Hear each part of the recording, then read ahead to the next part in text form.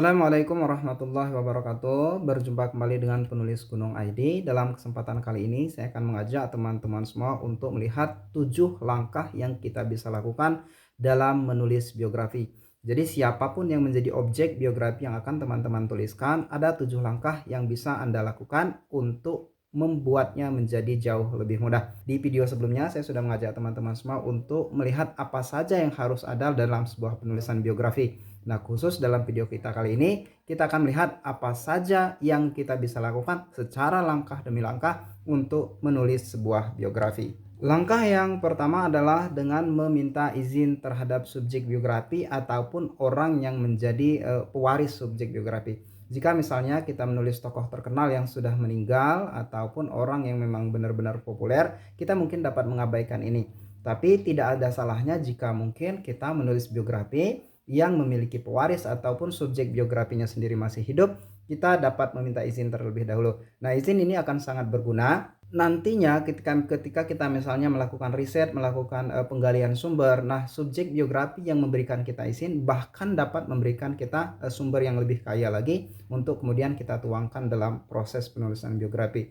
Jadi langkah yang pertama adalah dengan meminta izin terlebih dahulu, baik tokohnya masih ada ataupun sudah meninggal. Usahakan untuk meminta izin juga jika itu memang memungkinkan. Kemudian langkah yang kedua adalah dengan melakukan riset secara menyeluruh. Nah, riset di sini adalah dengan menggali sebanyak mungkin sumber penulisan biografi. Riset sumber utama adalah subjek biografi sendiri. Jika subjek biografinya masih hidup, maka menemuinya dan berbicara dengannya mungkin adalah sesuatu yang sangat menarik sekali.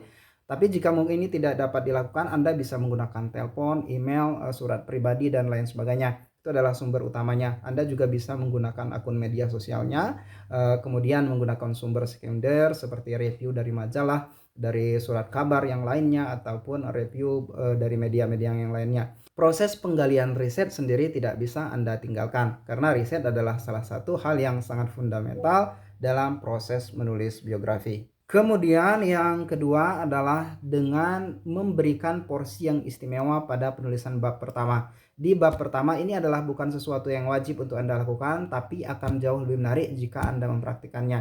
Jadi di bab pertama ketika pembaca mulai membaca biografi yang Anda tuliskan, Anda langsung menyajikan apa yang akan mereka dapatkan ketika membaca biografi tersebut. Nah, ini adalah sesuatu yang menarik karena di dalam proses menulis biografi dan membaca biografi, biasanya orang menginginkan sesuatu untuk mereka pelajari, untuk mereka dapatkan. Nah, di bab pertama Anda memberikan porsi yang istimewa dengan menyampaikan kepada pembaca apa yang bisa mereka dapatkan nanti dalam membaca biografi yang Anda tulis tersebut.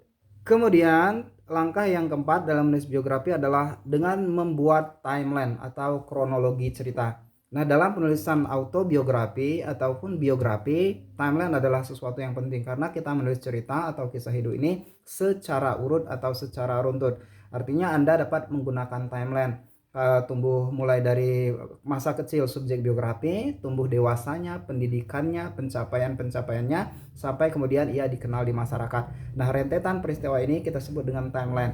Membuat timeline akan membuat proses menulisnya menjadi lebih mudah.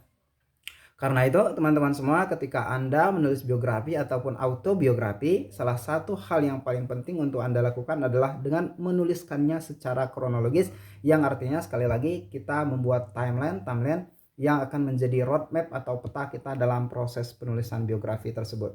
Langkah yang kelima dalam menulis biografi adalah dengan memperkayanya dengan flashback. Artinya walaupun kita menulis biografi secara kronologis atau secara timeline dengan peristiwa yang runtut, ini sama sekali tidak menghalangi kita sebagai penulis untuk membuat flashback dalam proses penulisan ceritanya. Flashback yang dieksekusi dengan baik dalam penulisan biografi justru akan membuat biografinya jauh menjadi lebih kaya dan jauh lebih menarik. Namun yang perlu diingat, karena flashback selalu menghentikan alur cerita, maka kita sebagai penulis juga harus menempatkan flashback dan mengeksekusinya secara hati-hati. Tempatkan flashback dalam penulisan biografi kita pada tempat yang seksama dan relevan, sehingga flashback yang dimunculkan dan tempat ia muncul pada proses alur cerita itu tidak terlalu kontras dan pembaca tetap dapat mengikuti cerita biografi tersebut dengan lembut dan nyaman.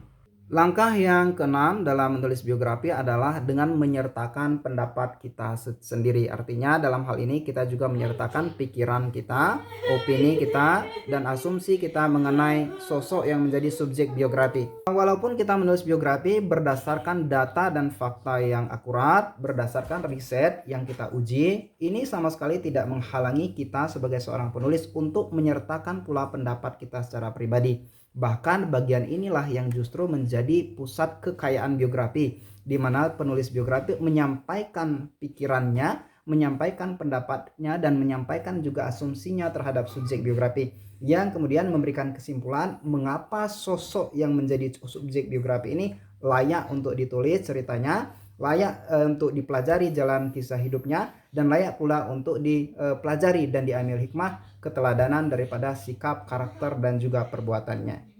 Kemudian langkah yang terakhir adalah dengan menyertakan quotes atau kutipan-kutipan yang dinisbahkan terhadap subjek biografi.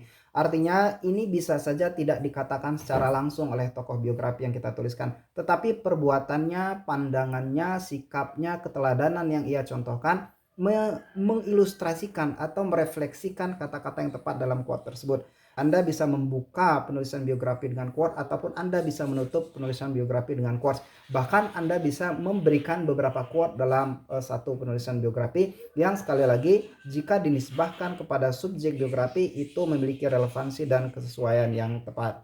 Baik, itu adalah 7 langkah yang kita bisa lakukan untuk menulis biografi. Siapapun Anda dan bagaimanapun latar belakang Anda dan ingin menulis siapapun subjek biografinya, Anda bisa melakukannya dengan mengikuti 7 langkah tersebut.